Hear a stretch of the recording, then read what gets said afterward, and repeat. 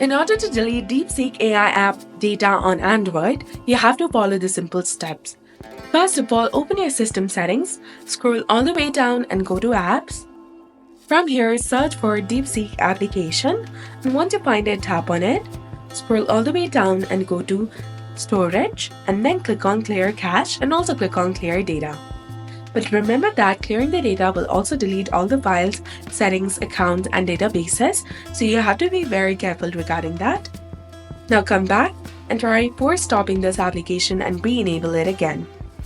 Clearing the data and the storage will delete all the app data including login info and settings, and after confirming so, you can go ahead and restart the application. Open the Deepseek AI again and it will reset as if newly installed. So this method removes all the stored data but keeps the app installed.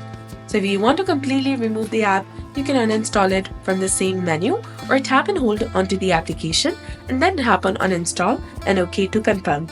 So this was all about it. If you found this guide helpful, please like, share and subscribe.